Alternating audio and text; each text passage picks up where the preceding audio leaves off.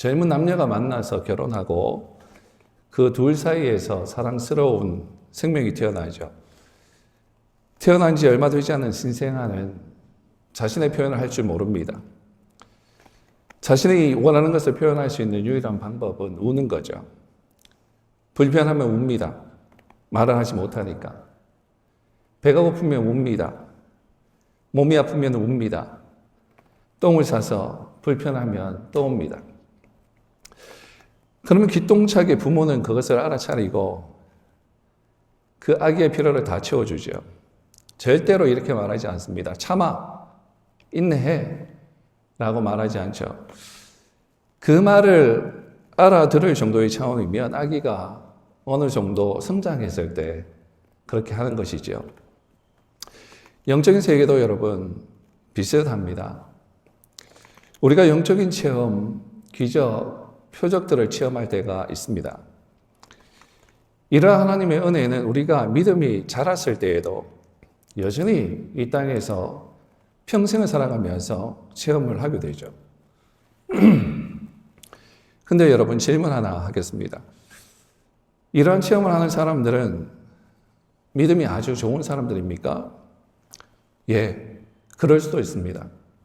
그러나 그렇지 않을 수도 있어요. 이러한 체험들은 우리의 믿음이 아주 어릴 때에 초보 단계에서 오히려 더 많이 할 수도 있습니다. 왜냐하면 너무 영적으로 어려서 말씀을 읽지 않는 아주 어린 상태의 믿음의 단계니까 하나님께서 방법이 없어서 믿음을 시작하게 하시기 위해서 이러한 기적과 표적을 주십니다. 너무 어리니까 하나님께서 이렇게라도 하셔야 합니다. 그러면 이러한 체험을 통해서 두 종류의 사람들이 대체로 나오죠. 하나는 신앙이 확 자랍니다. 이것이 발화점이 되어서 신앙의 전진이 일어나는 사람들입니다. 아, 하나님이 정말로 살아계시는구나. 하나님의 말씀이 진짜구나 하면서 하나님을 더 깊이 알아가기 위해서 성경을 펼칩니다. 그리고 더욱 하나님을 알아갑니다. 근데 또 하나의 종류의 사람들은 내가 특별한 줄 알아요. 물론 우리는 모두 하나님의 자녀가 되었기 때문에 특별합니다. 그런데 옆에 있는 지체들보다 내가 더 특별한 줄 알아요. 내가 너무너무 특별해서 하나님이 체험을, 즉 기적과 표적을 나에게 주신 줄 알아요. 그래서 이것이 신앙생활의 전부인 줄 알고 체험만 그때부터 찾아다니기 시작합니다. 정말 많은 사람들이 여기서 머물러요. 그리고 또 이것만 추구합니다. 이것이 전부인 줄 알고 하나님의 의도를 오해합니다. 그래서 이것만 쫓아다니다가 거짓 선지자들에게 낚입니다. 이전에 한번 영접 기도를 한 것을 가지고, 이전에 한번 했던 특별한 체험을 한 것을 가지고 나는 신앙이 완성되었다라고 생각합니다. 그래서 나는 천국에 가고 나를 위해서 하나님께서 천국에서 다른 사람들보다 더 큰 집을 준비해 놓으셨다고 착각합니다. 우리는 하나님의 말씀에 기반이 된 것이 아닌 이 세상의 문화에 기반이 된 나의 신앙으로 인해서 나는 완성되어서 천국에 갈 줄 알았는데 지옥에 가게 될지도 모르는 거예요. 내가 체험했네. 내가 기도하기만 하면 하나님께서 다 들어주시네. 내가 특별하네. 이렇게 말하면서 은근히 내가 너보다 낫지 하며 영적 교만을 가진 사람들. 이게 무슨 말인지 아세요?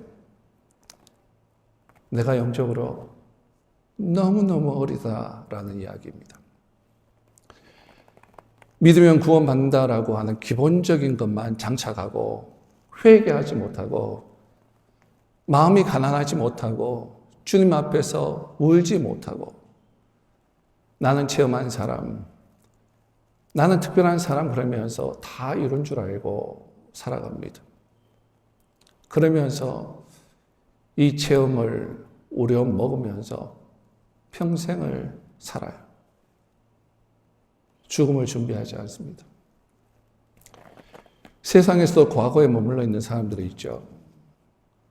내가 과거에 뭘 했는데, 내가 과거에 공부를 잘해서 이 학교 나왔는데, 우리나라 사람들은 이것이 더 특별합니다. 더 심합니다. 과거에서 헤어나지를 못해요. 그렇게 과거에 묶여서 현실을 살아가죠. 그러면 사람들이 이렇게 얘기해요. 그래서 뭐 어째라고. 신앙생활도 마찬가지예요. 앞으로 나아가지 못하고 과거에 머무르고 매여 삽니다. 내가 이런 체험을 했는데 그래서 뭐 어째라고. 바울은 빌립보서 3장 13절 14절에서 이렇게 말하고 있죠. 말씀 한번 보겠습니다. 이렇게 얘기합니다. 형제들아, 나는 아직 내가 잡은 줄로 여기지 아니하고. 누가 썼다고요? 사도 바울이 썼어요. 내가 아직 잡은 줄로 여기지 아니하고 오직 한 일, 즉 뒤에 있는 것은 잊어버리고 앞에 있는 것을 잡으려고 표대를 향하여 그리스도 예수 안에서 부르신 부름의 상을 위해서 쫓아가노라. 사랑하는 여러분, 우리는 과거에 머물러 있지 말고 예수 안에서 성장하고 성숙하고 표대를 향해서 쫓아가야 합니다. 기본적인 진리를 넘어서서 완전한 대제사장이시고 모든 구약 예언들의 성취가 되신 그리스도 예수에 대한 지식으로 한 발짝 한 발짝 더 앞으로 나아가야 합니다. 예수님을 의지하고 예수님을 위해서 효과적으로 살아가는 일에 집중해야 합니다. 고통 속에서도 세상을 향해서 하나님의 종이 되기 위해서 믿음으로 행동해야 하는 것입니다. 히브리서 기자는 오늘 본문을 통해서 우리의 신앙의 기초적인 6가지의 특징을 말합니다. 그것을 이렇게 표현하죠. 그 다음 보여주십시오. 그리스도의 도의 초보예요. 운전으로 치면 초보 운전입니다. 그리스도의 도의 초보, 그 초보는 6가지입니다. 이렇게 기록하고 있어요. 죽은 행실을 회개함. 죽은 행실이라는 것은 죽음으로 인도하는 행동이라는 말이죠. 즉 죽음으로 인도하는 행동에서 회개하는 것입니다. 그리고 계속 보면 하나님께 대한 신앙, 침례들, 안수, 죽은 자의 부활, 그리고 영원한 심판, 이렇게 6가지입니다. 이러한 것들은 우리가 성도가 되었을 때 이러한 개념들을 믿게 되고 이해하게 되죠. 그리고 이러한 6가지가 그리스도의 도의 초보, 즉 신앙의 기초, 가장 기초 6가지라고 히브리서 기자는 말하고 있습니다. 그런데 여러분, 히브리서 기자가 이 말을 하는 의도가 뭡니까?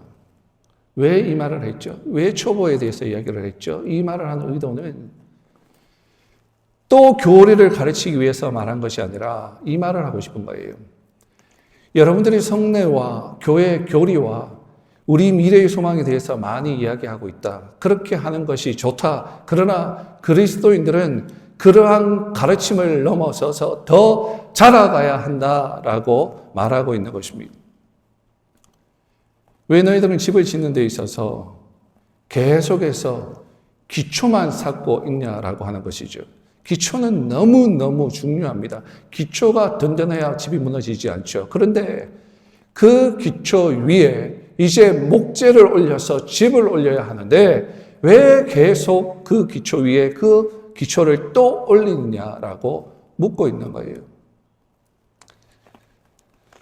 오늘 우리가 읽은 말씀과 지난주에 배웠던 말씀의 내용들과 비슷한 내용들이 고린도전서 3장에 나옵니다. 1절에서 3절까지의 말씀을 한번 보겠습니다. 사도 바울이 이렇게 기록하고 있어요. 고린도 교회에게 편지를 쓴 것이죠. 형제들아, 내가 신령한 자들에 대한 것 같이 너희에게 말할 수 없어서 정말 믿음이 좋은 성령 충만한 사람들처럼 대할 수가 없어서 이렇게 쓰고 있다라고 얘기해요. 육신에 속한 자. 그 그리스도 안에서 어린 아이들을 대함과 같이 하노라. 내가 너희를 저주로 먹이고 밥으로 하려 하였노니 왜냐하면 이는 너희가 감당하지 못하였음이거니와 지금도 못하리라. 너희는 아직도 육신에 속한 자로다. 너희 가운데 시기와 분쟁이 있으니 어찌 육신에 속하여 사람을 따라 행함이 아니리요. 고린도전서 누가 썼죠? 사도 바울이 썼습니다.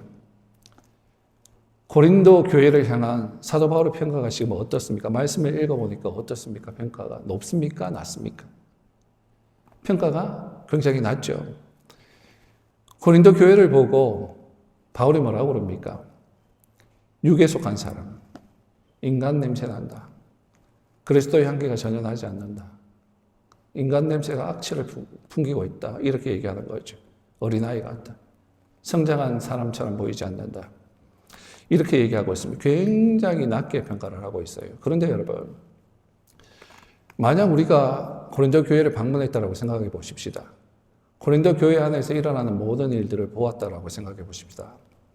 그러면 우리 눈에는 고린도 교회 사람들이 굉장히 믿음이 좋은 사람, 영적인 사람으로 보였을 거예요. 그걸 어떻게 아느냐 하면은 고린도전서 1장 4절에서 7절 말씀을 보시면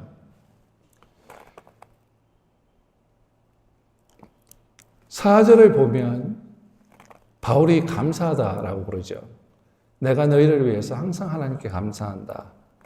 감사하는 이유가 뭡니까? 그 이유가 5절부터 나오죠. 읽어보면 이는 너희가 그 안에서 모든 일, 곧 모든 언변과 말을 참 잘합니다.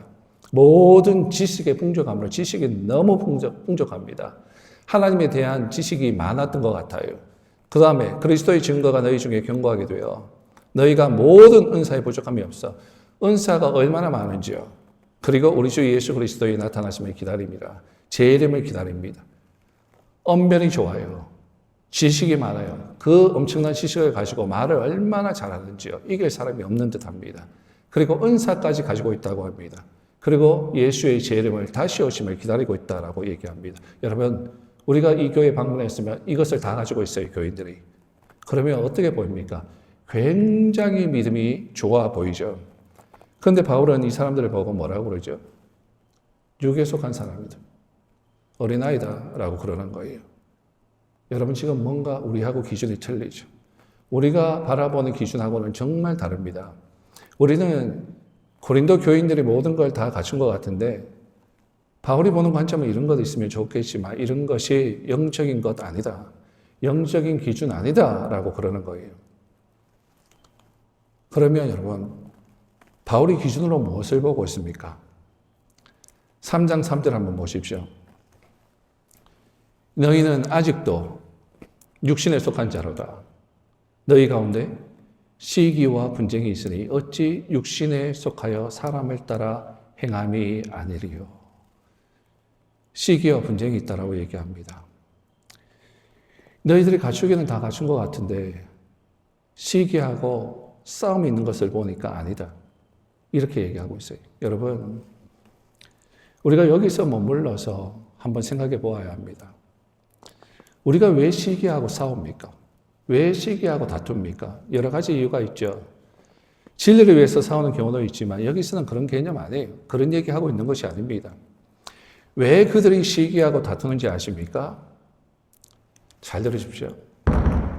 자존심 때문에 시기하고 다툽니다. 여러분, 대다수의 시기와 싸움은 자존심에서 옵니다. 다른 말로 무슨 얘기냐 하면 나의 자아와 에고, 이고 때문에 생겨요. 사람들이 참 많이 삐지죠. 믿는 사람이든 믿지 않는 사람들이든 참 잘 삐집니다. 여러분, 왜 삐진다고 생각하십니까? 삐지는 이유는 그 사람의 자존심을 건드렸든지 자아가 상했든지 이고가 상처를 입은 거예요. 그래서 믿음이 어리면 어릴수록 예민합니다. 다 자존심과 자아 문제입니다. 그래서 여러분, 믿음이 자라간다는 것은 나의 자존심과 나의 자아와 나의 이고가 부서져 가는 거예요. 이거가 점점 죽어가는 과정이 믿음이 자라간다라고 하는 것입니다. 갈라디아서 2장 20절 말씀 여러분 아시죠? 다 어떤 분들은 외우고 있으리라고 생각합니다. 내가 그리스도와 함께 십자가에 못 박혔나니 그런즉 이제는 내가 사는 것이 아니요 오직 내 안에 그리스도께서 사시는 것이라. 이제 내가 육체 가운데 사는 것은 이제 나를 사랑하사 나를 위하여 자기 자신을 버리신 하나님의 아들을 믿는 믿음 안에서 사는 것이다. 내가 그리스도와 함께 십자가에 못 박혔나니 그런즉 이제는 내가 사는 것이 아니다. 오직 내 안에 예수님께서 사시는 것이다. 라는 이 말씀. 여러분, 우리는 이 말을 기억해야 됩니다. 우리는 이 말을 평생도록 가슴에 박고 이 말 가지고 살아야 돼요. 내 자아가 드러나기 시작할 때, 내 이고가 드러나기 시작할 때마다 나는 내가 사는 것이 아니다. 나는 벌써 십자가에 못 박혀 죽었다. 이제 내가 사는 것은 예수밖에 없다. 예수만 드러나면 된다라고 하며 살아가는 거예요. 신앙생활 오래 하신 분들, 그런데 예수님을 제대로 인격적으로 못 만났어요. 그러면 이런 분들이 말을 하면 할수록 이런 분들의 종교성 때문에 문제가 생깁니다. 영적인 체험을 많이 하신 분들, 신비한 체험을 하고 예언을 받고 그러는 분들, 우리는 당연히 이러한 분들을 영적인 사람들로 생각하잖아요. 그죠? 근데 그럴 수도 있고 아닐 수도 있어요. 말씀의 근거가 된 성령이 충만한 은사자가 있어요. 그런데 아닐 수도 있어요. 오히려 이런 분들 때문에 굉장히 문제가 되는 경우가 있잖아요. 왜 그런지 아세요? 영적으로 어려서 그래요. 영적으로 굉장히 어려서 그래요. 체험을 한 거지 영적으로는 어린 거예요. 그래서 자존심과 자아와 에고가 살아있기 때문에 심지어 그들의 목사님 말을 해도 듣지 않아요. 오히려 가르치려 들지. 그러니까 자꾸 문제가 생기는 거예요. 그래서 여러분, 우리가 믿음이 점점 자라간다는 것이 뭐냐? 히브리서 기자가 지금 이것을 말하고 싶은데 우리의 믿음이 성장해야 되는데 믿음이 성장하는 것이 뭐냐? 사도 바울이 믿음이 성장해야 되는데 믿음이 성장하는 것이 뭐냐? 여러분 잘 들으십시오. 그것은 나의 자아가 점점 죽는 거예요. 나는 죽고 예수로 사는 거예요. 내가 십자가에서 예수님과 함께 죽고 이제 나는 예수로 사는 거예요. 근데 우리는 예수님만 계속 죽이죠. 십자가에 계속 예수님만 죽이죠. 나는 달리려고 하지 않아요. 오히려 예수님을 다시 십자가에 못 박는다 그러지 않습니까? 내 삶에 예수가 나타나지 않아요. 예수님만 계속 십자가에서 죽어가시고 내 삶에 예수가 드러나지 않아요. 도대체 예수가 보이지 않아요. 우리는 우리를 죽여야 됩니다. 우리는 우리를 십자가에 못 박아야 합니다. 그럼 이걸 어떻게 죽이나? 그게 문제 아닙니까? 여러분, 우리는 뭡니까? 우리는 예수님의 제자입니다. 제자가 뭐죠? 제자는 스승을 따라다니면서 스승의 삶을 보고 가르침을 듣고 그대로 하는 거예요.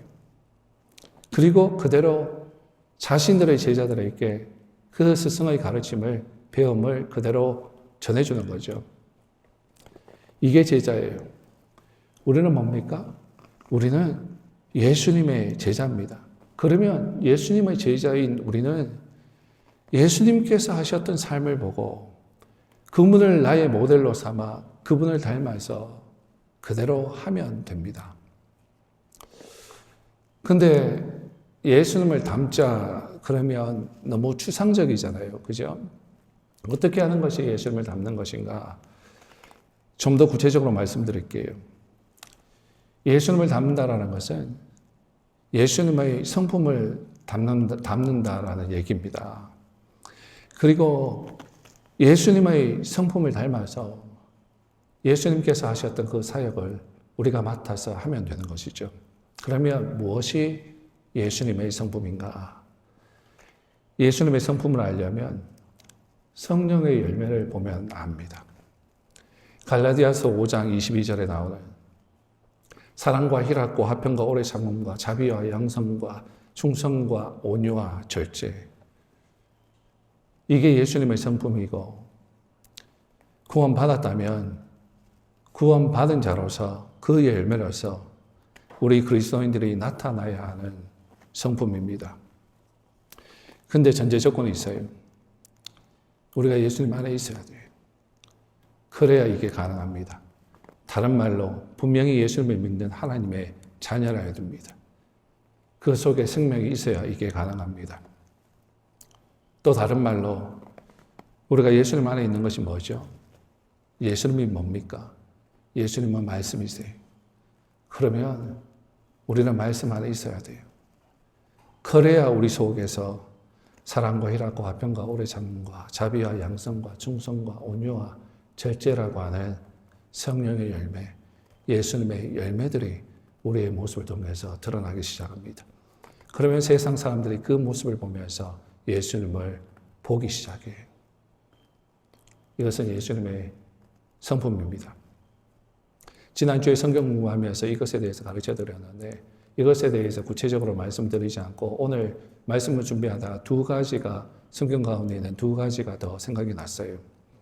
그 두 가지를 함께 또 나누기를 원하는데, 예수님의 성품입니다. 뭐냐 하면 빌립보서 2장 5절에서 9절 말씀을 한번 보면 좋겠습니다. 너희 안에 이 마음을 품으라. 곧 그리스도 예수의 마음이니 그는 근본 하나님의 본체시나 하나님과 동등됨을 취할 것으로 여기지 아니하시고 오히려 자기를 비어 종의 형체를 가지사 사람들과 같이 되셨고 사람의 모양으로 나타나사 자기를 낮추시고 죽기까지 복종하셨으니 그 십자가의 죽으심이라. 이러므로 하나님이 그를 지극히 높여 모든 이름 위에 뛰어난 이름을 주사. 우리가 이걸 읽으면 보통 제일 마지막 절만 볼 거예요. 지극히 높여줬다. 아, 하나님 나도 높여주실 거예요. 모든 이름 위에 뛰어난 이름을 줄 거야. 나도 높아질 거야. 이것만 보고 있는데 여러분, 지금 성경 기자는 이걸 말하기 위해서 쓴 것이 아니라 문맥을 보면 주제가 뭔 것 같습니까? 주제는 순종이에요. 여러분, 하나님이 인간이 되셨다라는 게 얼마나 굉장한 거다라는 것을 그리스도인들이 잘 모르는 것 같아요. 이것은 하나님의 쪽에서는요, 엄청난 희생이고 자기를 낮추신 겁니다. 저는 몇 년 스쿨버스를 운전했던 적이 있습니다. 그 스쿨버스를 운전하면서 경험했던 그 모욕감은 제 인생에서 아주 큰 부분에 속하는 것입니다. 운전하다 보면 뒤에서 바나나 껍질이 날아와요. 그 바나나 껍질을 몰래 저에게 던지고 숨어서 낄낄거리던 아이들. 운전을 하면서 안전을 위해서 아이들이 뒤에서 운전을 할 때 난장판 치면 위험하기 때문에 앞을 보면서 운전을 하면서 잠깐 거울로 뒤를 보면서 마이크를 잡고 좀 앉아달라고 이야기를 하죠. 그럴 때마다 뒤에서 fuck you 하는 소리가 들려올 때, 그리고 누가 그렇게 말했는지 알지 못하는 저를 보면 재밌다고 make fun of me 하면서 낄낄거리던 아이들.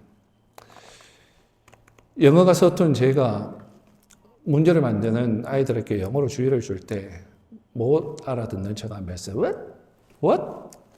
하며 대꾸하며 낄낄거리던 아이들. 엄청난 모욕감이 들었습니다. 이 스쿨버스 서빙을 하면서 목사로서 선한 영향력을 끼치려 했던 내 의도가 무참히 아이들에 의해서 짓밟혔어요. 여러분, 이렇게 사람들은 어려서부터 악합니다.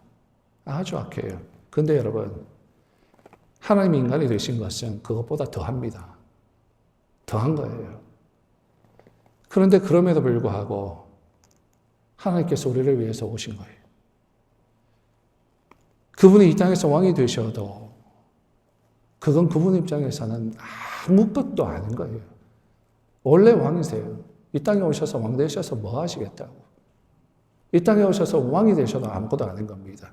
그런데 왕이 되기는커녕 모욕을 당하시면서 십자가에 못 박혀 돌아가시고, 그리고 인간이 받을 수 있는 모든 고뇌를 다 맛보신 거예요. 다.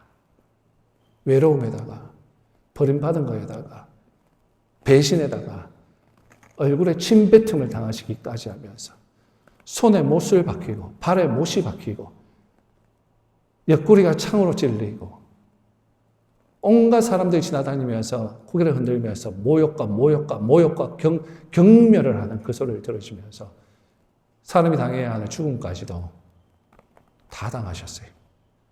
인간이 받을 수 있는 모든 고뇌를 다 맛보신 겁니다.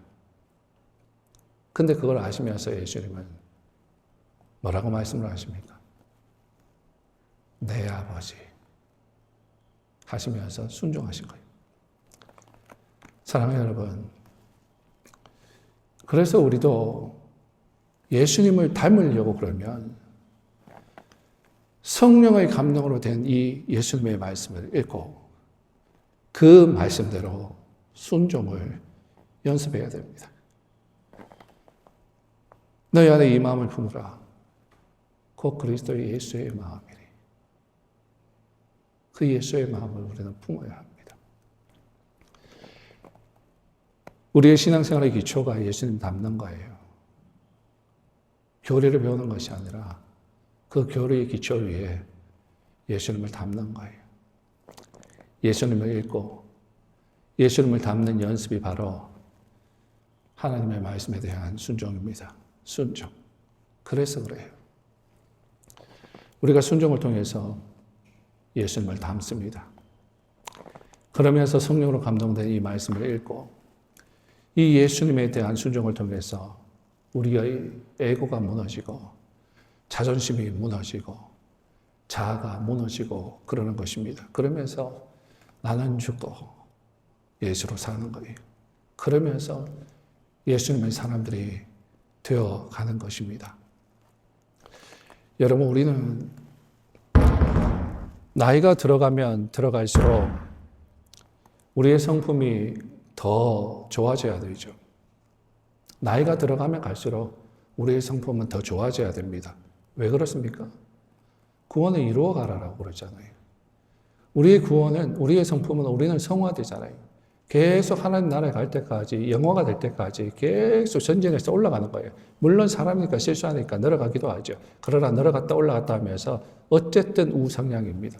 하나님 천국에 갈 때까지. 그러면 구원을 이루어 가라고 그랬으니까 하나님은 사도 바울을 통해서 우리에게 구원을 이루어 가라, 성화를 이루어 가라라고 하셨으니까 그러면 우리의 성품은 점점 더 좋아야 됩니다. 그러면 무슨 얘기냐면 나이가 들면 들수록 30대보다 40대가 나아야 하고 40대보다 50대가 나아야 되고 50대보다 60대가 나아야 되고 주님 나라 갈 지점이 되었을 때는 정말 아름다운 모습으로 변해 있어야 한다는 것이죠. 더 넉넉하고 젊은 사람들에게도 존경받고 그런데 반대로 꼬장꼬장하고 자존심 내세우고 앉으려고 그러고 조금만 마음에 안 들어도 발끈하고 에고가 가득 차 있으면 여러분 그것은 예수님을 닮아가는 모습이 아닙니다. 이 자리에 모인 우리 모두가 저 20대, 10대부터 시작해서 우리 80대의 노인에 있기까지 우리가 주님 나라 갈 때까지 계속해서 말씀을 통해서 예수님을 닮아감으로 정말 아름다운 모습으로 천국에 입성하는 우리들 될 수 있기를 축원합니다. 그것이 하나님의 뜻이에요. 기초를 뛰어넘는 하나님이 원하시는 하나님의 백성들에게 원하시는 모습입니다. 저는 여러분들에게 언제나 잘못해도 복받아라, 좀 못해도 괜찮다 복받아라 이런 말 할 수가 없어요. 왜냐하면 그렇게 하고 싶어요. 뭐 잘하죠. 잘하시지만 근데 하나님 앞에 배반하는 모습을 보일 때도 복 받으십시오 말할 수가 없어요. 왜냐하면 그렇게 얘기하면 하나님께서 벌을 제 위에 더 많이 내리실 것 같으니까 그것이 말씀 아닙니까? 그렇게 할 수가 없어요. 마음이 좀 기분이 나쁘더라도 상처가 되더라도 우리가 알아들어서 바뀌어서 천국 가게 하는 것이 제 목적이지. 비유 마셔주다가 지옥 가게 하면 저는 직무유기잖아요. 두 번째로 말씀드리고 싶은 예수님의 성품은 마태복음 20장 28절 말씀입니다. 보겠습니다. 인자가 온 것은 섬김을 받으려 함이 아니라 도리어 섬기려 하고 자기 목숨을 많은 사람의 대성물로 주려 함이니라. 예수님은 세상에 오신 목적을 어디에 놓으셨냐 하면 섬김에 놓으셨어요. 우리도 세상에 보내받은 목적이 섬기라고. 여러분, 우리가 예수님을 닮아서 섬기기도 하지만요, 사실은 섬기면서 예수님을 닮아가는 거예요. 미국에 와서 신학교 가서 공부할 때 한국에서 없는 과목이 있더라고요. 그게 뭐냐 하면 서번트 리더십인데 섬김의 예수님을 그때 좀 배웠습니다. 몇 년 전에 어떤 동료 목사님이 저에게 그러더라고요. 자기는 교회에서 성도들에게 안 주고 안 받는데요. 그냥 자기 일만 할 거래요. 참 안타까운 말이죠. 얼마나 교회에서 성도들에게 되었으면 이 목사님이 이런 말을 할까? 이게 상처입니다. 그런데 여러분, 안타깝다라고 얘기한 이유가 왜냐하면 성경의 원리하고 틀린 말을 했기 때문에 그래요. 여러분, 성경의 원리는 사실 잘 주고 잘 받는 거예요. 주기만 해도 힘 빠지고요. 받기만 해도 안 돼요. 성경의 원리는 잘 주고 잘 받는 거예요. 서로 나누고, 서로 사랑하고, 서로 기도하고, 저 사람을 위해서 기도해주고, 저 사람도 나를 위해서 기도해주고, 서로 함께 격려하면서 주고받으면서 예배하고, 찬양도 성경 같은 하나님의 말씀, 그때는 성경이 없으니까 초대교회 때는, 그죠? 말씀을 노래로 만들어서 서로 주고받으면서 가르쳐주고 함께 예배했지 않습니까? 정말 잘 되는 집안, 정말 잘 되는 교회는요, 예를 들어서 교회에서도 만약 나이든 어르신들이 일어나서 그릇 막 치우면요, 젊은 사람들은 그것을 보면서 기겁을 하면서 제가 할게요, 집사님. 권사님 제가 할게요.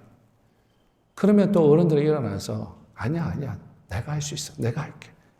애들 본다고 힘들잖아. 앉아있어. 여러분, 그런 모습들이 보이면 얼마나 아름답습니까? 그죠? 앉아있어. 젊은 것들이 일어나지도 않네. 그러고. 어른들은, 젊은 사람들은 어른들이 맨날 앉아가지고 받아 먹으려고 막 그러고 말이야. 이래보면 그 교회는 끝나는 거예요. 집안에서도 마찬가지예요. 아버님, 어머니를 모시는 사람, 그 자식들이 또 자식이 있죠.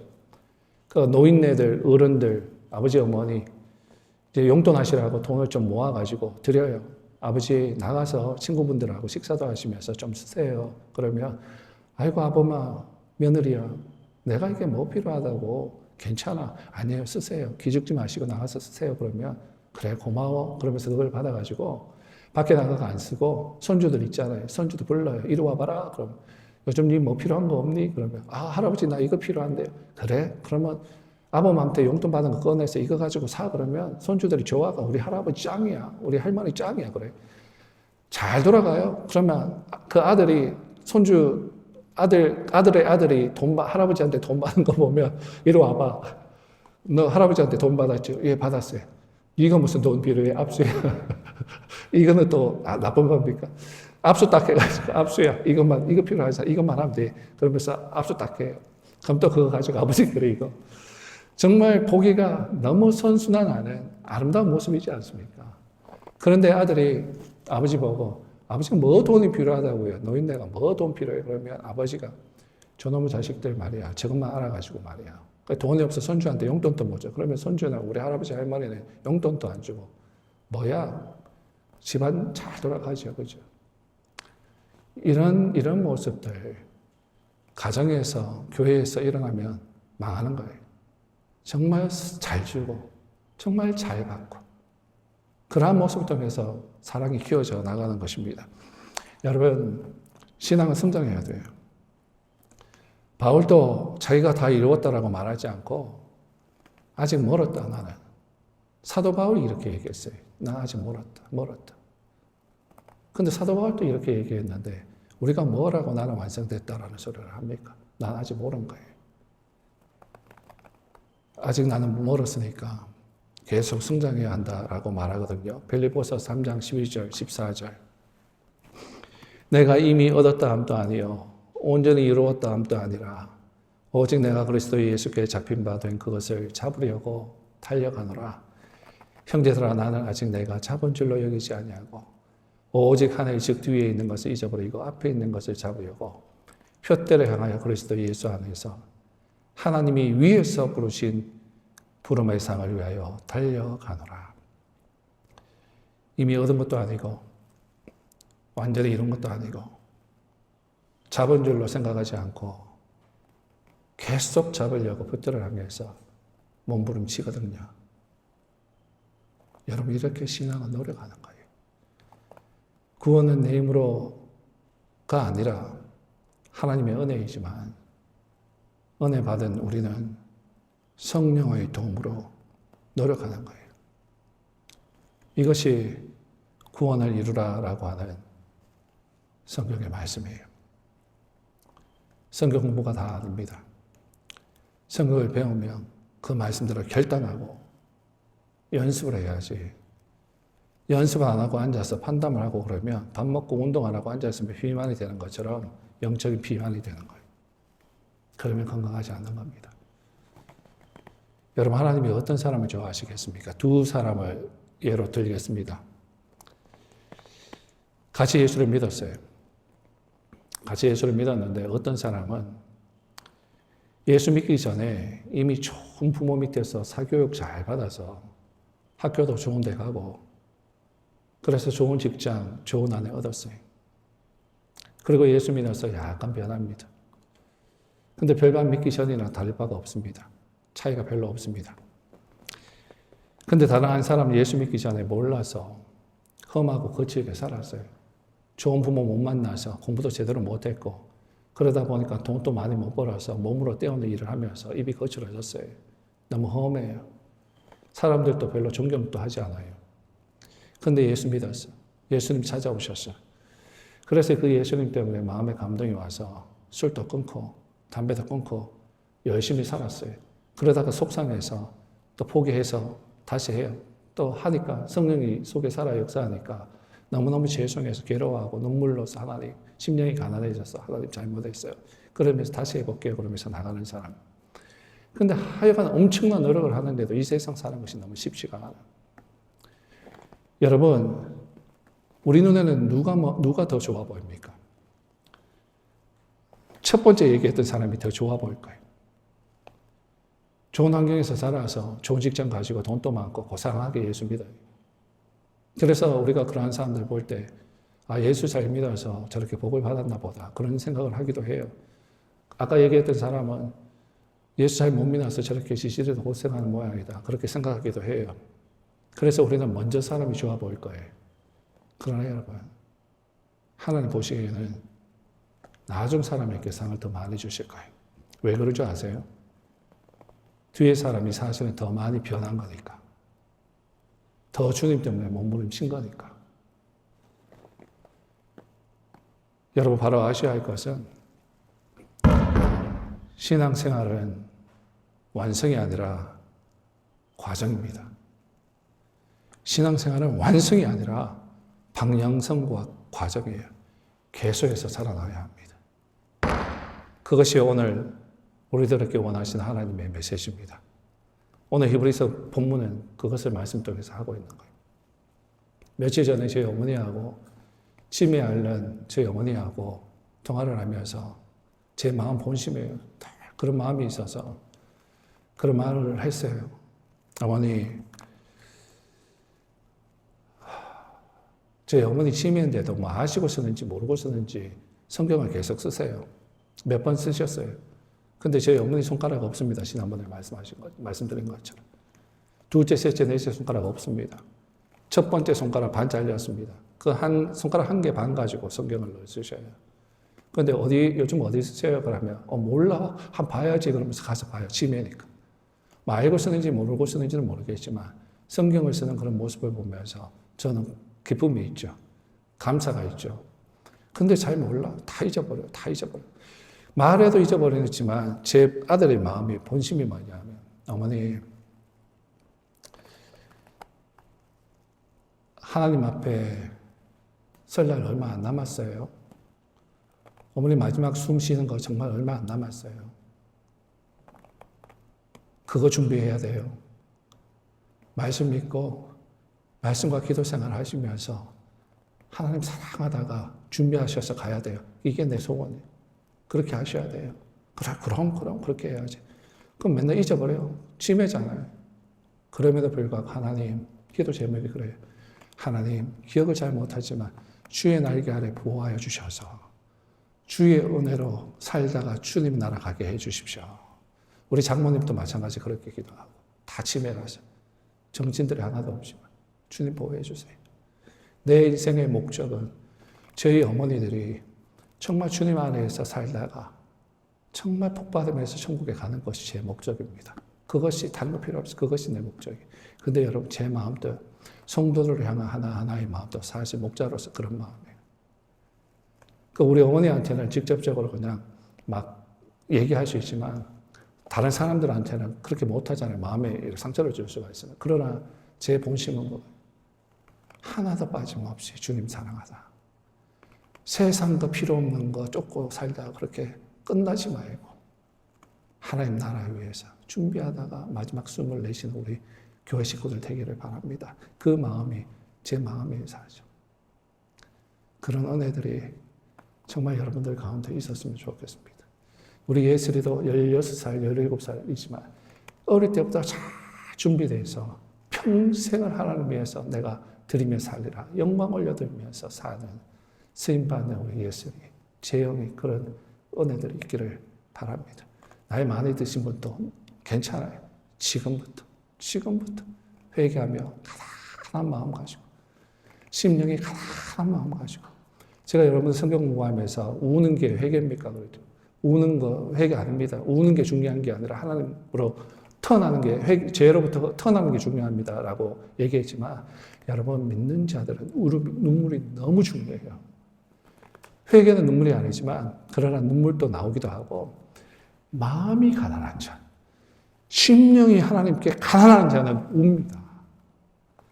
예수 믿노라 하면서 울지 않는 자들은 심각하게 내가 예수 믿었는지 정말 구원받았는지 정말 고민해 보세요.